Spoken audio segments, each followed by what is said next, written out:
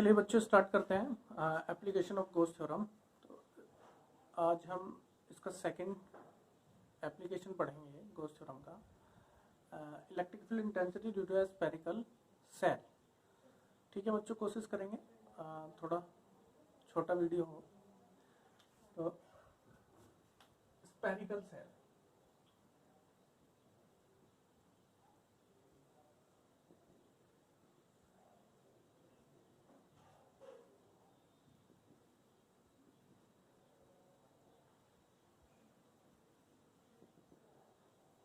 Spherical shell.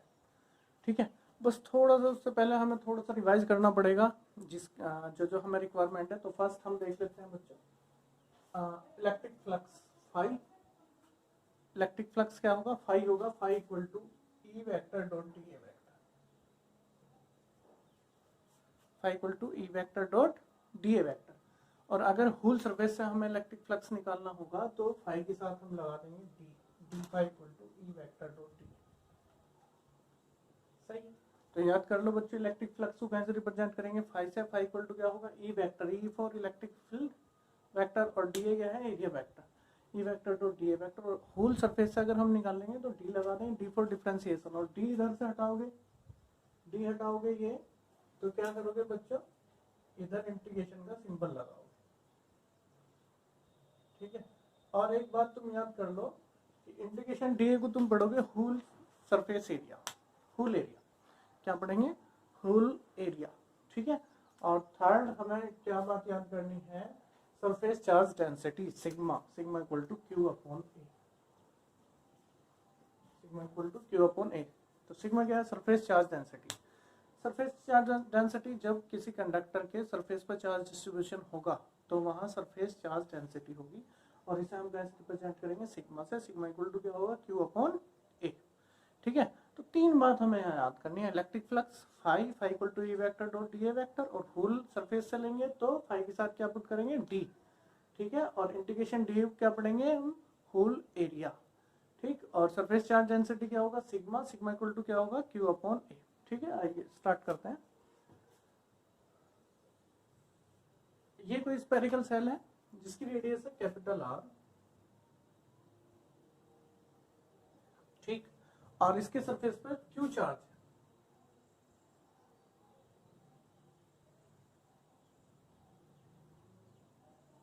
ठीक है बच्चों, क्यू पॉजिटिव चार्ज है, मैंने मान लिया। अब हमें 3 पॉइंट पे इलेक्ट्रिक फ्लक्स चाहिए, सॉरी इलेक्ट्रिक 3 पॉइंट पे हमें इलेक्ट्रिक फील्ड इंटेंसिटी निकालनी है। फर्स्ट आउटर पॉइंट मतलब सेल से बाहर, सेकंड इनर पॉइंट सेल के अंदर, और third at the surface, surface पर। ठीक है, तो फर्स्ट हम बात करते हैं किसी भी आउटर पॉइंट की। तो एक आउटर पॉइंट ले लेते हैं बच्चों, ये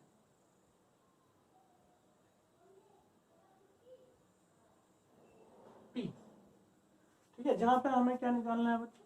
इलेक्ट्रिक फील्ड इंटेंसिटी निकालनी है। तो समझ लो कि जहां भी हमें इलेक्ट्रिक फील्ड इंटेंसिटी निकालनी है वहीं से हमें गॉसियन सरफेस ड्रॉ करेंगे। क्या ड्रॉ करेंगे?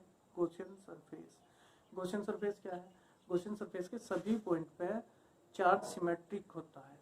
ठीक है, सिमेट्री ऑफ चार्ज होगी, मतलब कि एक ऐसा सरफेस, ऐसा इमेजिनरी सरफेस जिसके सभी पॉइंट पर charge distribution equal, Gaussian surface होगा। ठीक, अब गॉसियन सरफेस का यूज क्या है? जहां भी हमें इलेक्ट्रिक फील्ड इंटेंसिटी निकालनी है या गॉस थ्योरम अप्लाई करनी है वहां हम गॉसियन सरफेस ड्रॉ करते हैं। ठीक है, तो यहाँ से मुझे गॉसियन सरफेस एक ड्रॉ करना पड़ेगा। कैसा गॉसियन सरफेस ड्रॉ करना पड़ेगा? बिल्कुल ऐसा जैसा हमारा कंडक्टर की शेप है। कंडक्टर कैसा है? स्फेरिकल से है, तो इसके चारों ओर में एक इमेजिनरी स्फेरिकल गॉसियन सरफेस की कंस्ट्रक्शन करूंगा। ठीक है, तो ये मेरा गॉसियन सरफेस हो गया। गॉसियन सरफेस पे क्या होगा? सिमेट्री ऑफ चार्ज होगी। क्या होगा? Symmetry of charge. और सिमेट्री ऑफ चार्ज से ई वेक्टर मतलब इलेक्ट्रिक फील्ड वेक्टर और डी ए वेक्टर मतलब एरिया वेक्टर की डायरेक्शन सेम होगी। ई वेक्टर और एरिया वेक्टर की डायरेक्शन क्या होगी? सेम। तो इस पॉइंट पे ई वेक्टर और डी ए वेक्टर की डायरेक्शन क्या होंगी? सेम होगी। थ्योरी देखो बच्चों, according to diagram a spherical cell of radius r contain charge q. ठीक है, let a point p present small r distance apart.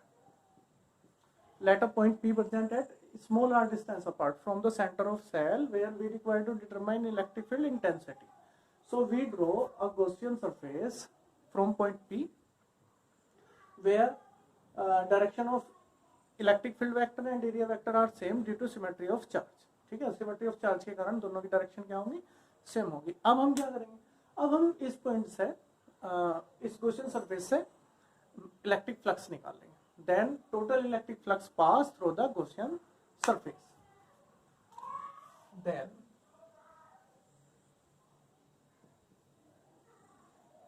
Total electric flux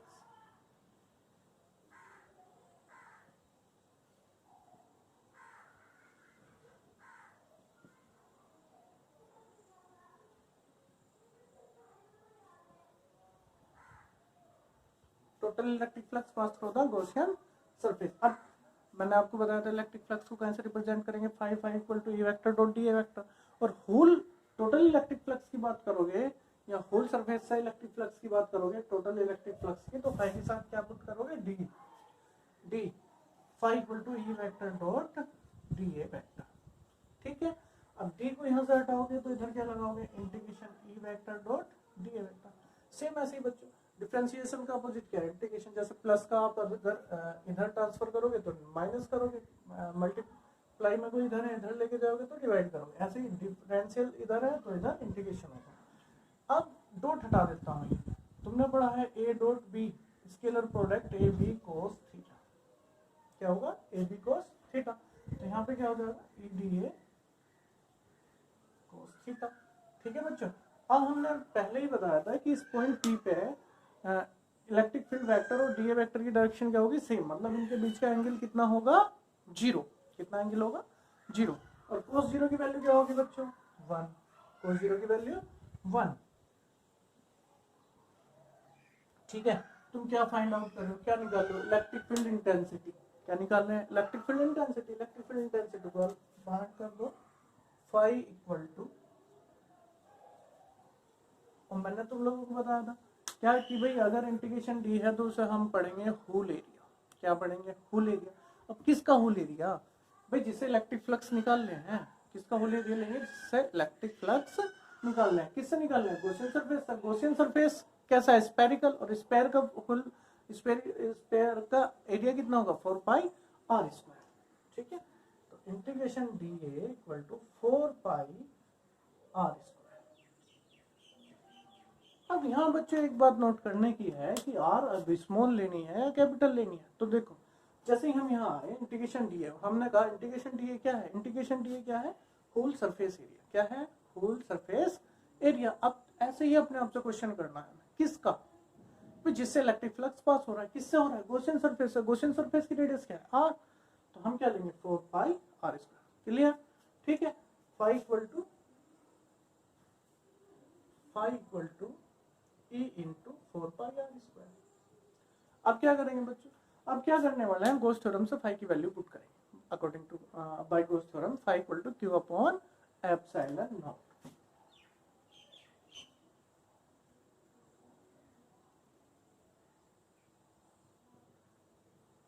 यहाँ पे पुट कर देते हैं। ठीक है, अब मुझे क्या निकालना था, ई। क्या निकालना है, ई। 4 पाई आर स्क्वायर को अपॉन में लेके जाऊंगा, 4 pi epsilon naught R square. ठीक है, बहुत आसान है बच्चों। अब मैंने आपको लास्ट वीडियो में बताया था कि जब भी हम एप्लीकेशन ऑफ गॉस थ्योरम पढ़ेंगे तो उनसे हमें इलेक्ट्रिक फील्ड इंटेंसिटी निकालना है, क्यू को रिमूव करेंगे। और क्यू को रिमूव करेंगे किससे, चार्ज डेंसिटी से। अब हमें यहाँ ये सोचना है कि जो हमारा ये है सेल, वो कैसी है, कंडक्टर। और कंडक्टर का चार्ज कहाँ होगा, कंडक्टर का चार्ज होगा उसके सरफेस पर। तो इसलिए चार्ज डेंसिटी कौन सी होगी, सरफेस चार्ज डेंसिटी। और सरफेस चार्ज डेंसिटी क्या होगी, sigma equal to Q upon A. तो अब मैं यहाँ पे पुट करता हूँ, but surface charge density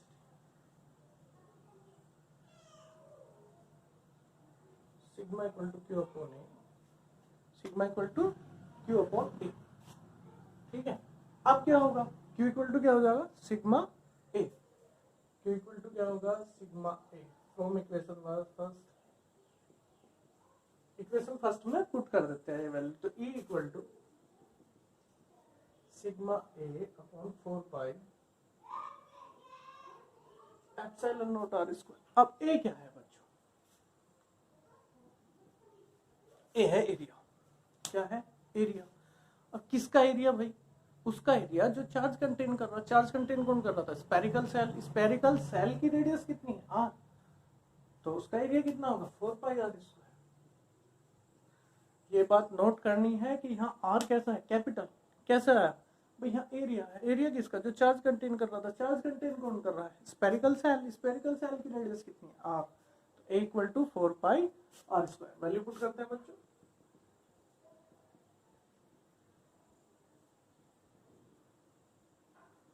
4 pi cancel.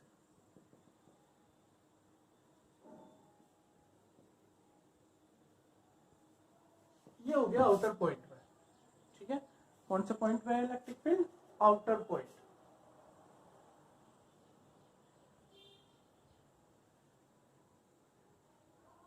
Outer point. ठीक है, एक बार फिर से रिवाइज कर देता हूं मैं इसे, फटाफट देख लो। देखो, according to diagram a spherical shell of radius r contain charge q। ठीक है, let its surface charge density is sigma, let a point p present at r distance apart from the center of cell where we require to determine electric field intensity. So we require to draw a Gaussian surface from point p. Now we draw a Gaussian surface from point p. Which type Gaussian surface? A spherical Gaussian surface, because cell is spherical. So we draw a spherical Gaussian surface from point P. We know that at the Gaussian surface, direction of electric field vector and area vector are same due to symmetry of charge. So angle between E and D is 0. कितना होगा? 0 होगा। ठीक है, now we find the total electric flux passed through the Gaussian surface. Then total electric flux passed through the Gaussian surface. Electric flux phi equal to E vector dot dA vector, and total electric flux passed through the Gaussian surface we put D with phi, D for differential। ठीक है, D phi equal to E vector dot dA vector। D remove करेंगे तो क्या? Integration symbol. Dot हटाया तो क्या लगा दिया? cos थीटा, क्योंकि A dot B equal to A B cos theta, E dot D A cos theta. Theta angle कितना है E और D के बीच का? 0। cos 0 की वैल्यू कितनी है? 1। E को बाहर कर दिया क्योंकि E तो डिटरमाइन करना था। इंटीग्रेशन DA, इंटीग्रेशन DA को क्या पढ़ेंगे? Whole area. होल एरिया किसका? जिससे इलेक्ट्रिक फ्लक्स पास हो रहा है। इलेक्ट्रिक फ्लक्स किससे पास हो रहा है? गॉसियन सरफेस से। गॉसियन सरफेस की रेडियस कितनी है? r, small r। तो integration DA equal to 4 pi r square. ठीक है, अब phi by Gauss theorem phi equal to q upon epsilon naught. q upon epsilon naught. ठीक है, 4 पाई r को अपॉन में ले गए, q upon 4 pi epsilon not r square. अब क्या करेंगे बच्चों? q रिमूव करेंगे। किससे? चार्ज डेंसिटी से। क्या था? कंडक्टर। कंडक्टर का चार्ज कहाँ है? सरफेस पे। कंडक्टर का चार्ज कहाँ होता है? सरफेस पे। इंसुलेटर का चार्ज कहाँ होता है? वॉल्यूम पे। ठीक है, वायर का चार्ज कहाँ होता है? उसकी लेंथ पे। ठीक है, तो surface charge density sigma equal to q upon a, sigma equal to q upon a, और q equal to sigma a from equation first. Equation first में q की वैल्यू पुट कर दी। ठीक है, a क्या है? एरिया। अब यहाँ ध्यान देना है बच्चों, a क्या है? एरिया। एरिया किसका? सेल का, जिसपे चार्ज है। तो 4 pi R square, capital R. ठीक है, 4 पाई से 4 पाई। ये क्या हो गया हमारा?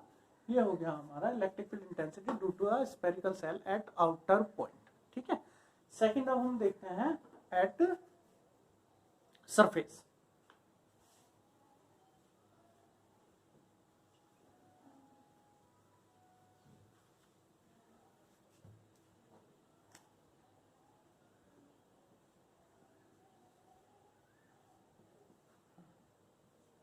At surface.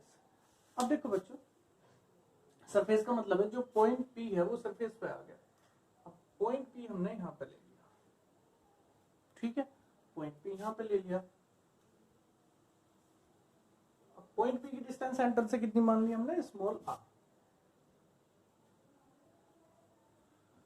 अब बच्चों ध्यान से देखना है कि small r capital R equal होंगी। क्यों? क्योंकि दोनों ही स्फेरिकल सेल की क्या है? रेडियस है। तो small r equal to capital R। तो मैं इस फॉर्मूले में स्मॉल आर और कैपिटल आर को इक्वल पुट कर दूंगा, ठीक है। तो at surface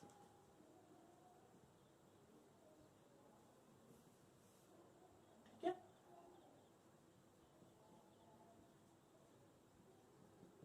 we know equal to sigma R square upon pi epsilon naught R square, sigma R square upon epsilon naught R square, ठीक है। अब स्मॉल आर की जगह क्या पुट कर दो, capital R.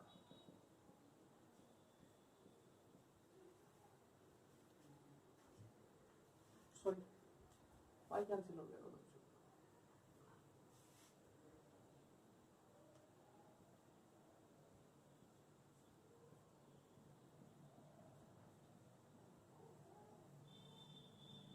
Sigma epsilon note, ठीक है। ये कहां पे हो गया, सरफेस पे। अब इनसाइड कोई पॉइंट ले लेते हैं,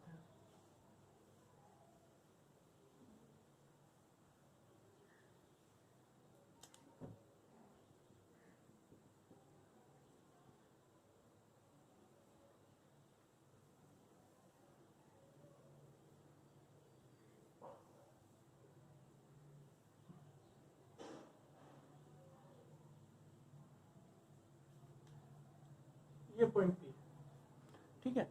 अब बच्चों इनसाइड पॉइंट की बात करते हैं।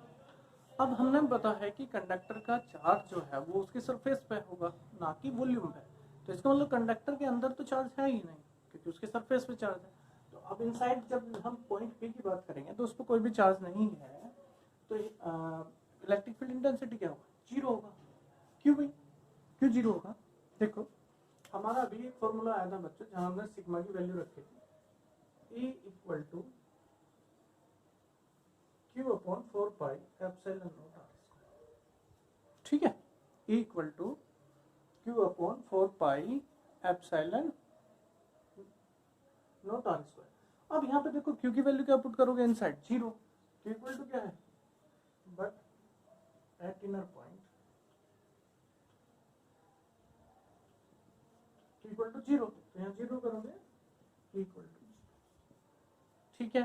समझिए बात, सरफेस पे क्या होगा, आर के प्लेस पे इस फॉर्मूले में क्या पुट कर दिया, स्मॉल आर की प्लेस पे कैपिटल आर, आर से आर स्क्वायर कैंसिल हो गया, तो E equal to sigma R square upon R square cancel, sigma upon epsilon naught. Inner side पे लोगे तो हमारे पास E equal to Q upon 4 pi epsilon naught, लेकिन इनसाइड कंडक्टर के चार्ज क्या है, जीरो, तो Q equal to zero put करोगे, E इक्वल टू जीरो, ठीक है। तो ये हो गया हमारा electric field intensity due to a spherical shell, और ये था हमारा second use of Gauss theorem. तो नेक्स्ट वीडियो में हम थर्ड यूज पढ़ेंगे गॉस थ्योरम का। बस इससे थोड़ा सा बच्चों एक और पढ़ लेते हैं, ग्राफ पढ़ लेते हैं between electric field intensity and distance.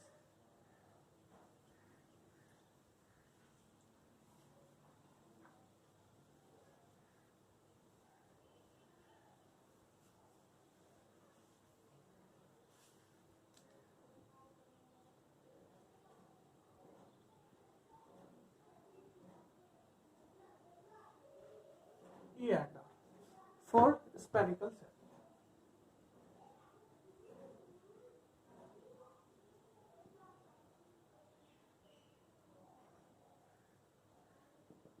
ठीक है।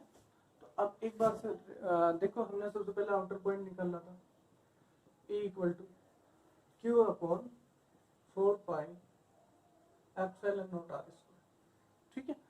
आउटर पॉइंट ये था, और इनर पॉइंट पे क्या था,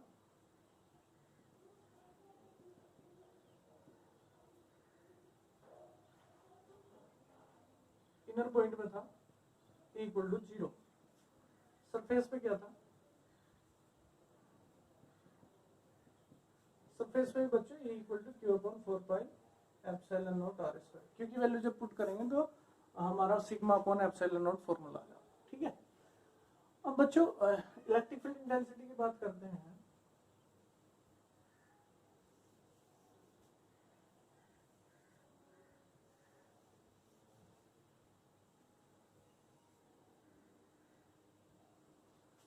ठीक है, अभी इसके ये एक्सिस मान लेता हूं मैं, तो ठीक, ये होगा मेरा डिस्टेंस आर, और ये होगा मेरा इलेक्ट्रिक फील्ड ई।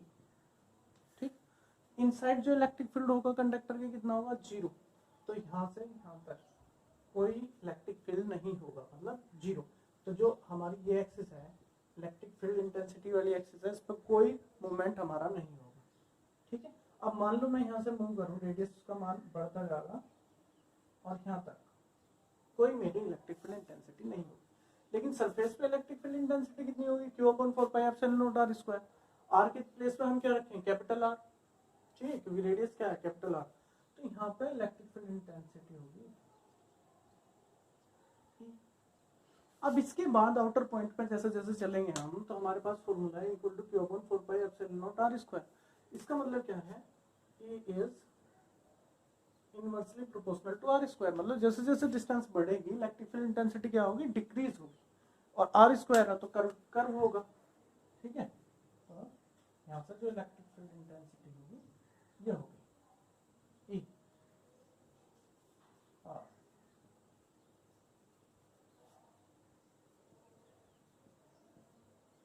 ठीक, तो ये हो गया हमारा graph between E and electric field intensity and distance R for spherical shell. तो बच्चों ये ग्राफ ड्रॉ करने, जब भी टॉपिक आता है ग्राफ ड्रॉ करने के लिए जरूर पूछता है। ठीक है, तो ये था हमारा सेकंड यूज ऑफ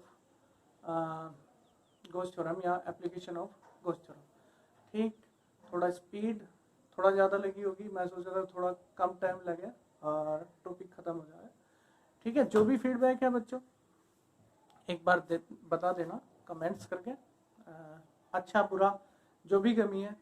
देखो अभी तक जितना भी मैंने पढ़ाया है और जो भी मुझ में इम्प्रूवमेंट आया है वो मेरे स्टूडेंट के कारण आया है। ऐसा समझो कि स्टूडेंट ने मुझे पढ़ाया, क्योंकि उन्होंने हमेशा मेरी हेल्प करी है, भैया ये चीज़ चेंज करो, ये करो, ये करो, ये करो। और बस भगवान की कृपा रही कि मैं चेंज करता रहा तो सुधार होता रहा, और अभी सुधार की बहुत गुंजाइश है। तो जो भी आपको लगेगा तो वो आप मुझे बताओ। ठीक है, वो सुधार किया जाएगा। और स्पीड अगर ज़्यादा है तो बताना। थोड़ा सा यही था कि यूट्यूबर की तरह थोड़ा ज़्यादा ना बोल के बहुत जल्दी टॉपिक कराया जाए, जिससे आप लोग का टाइम का नुकसान कम हुआ। ठीक है, तो वीडियो देखो, एक बार याद करो, दोबारा उसे रफ कॉपी पे लिख के देखो। नेक्स्ट वीडियो में थर्ड यूज़ हम पढ़ेंगे गॉस थ्योरम का।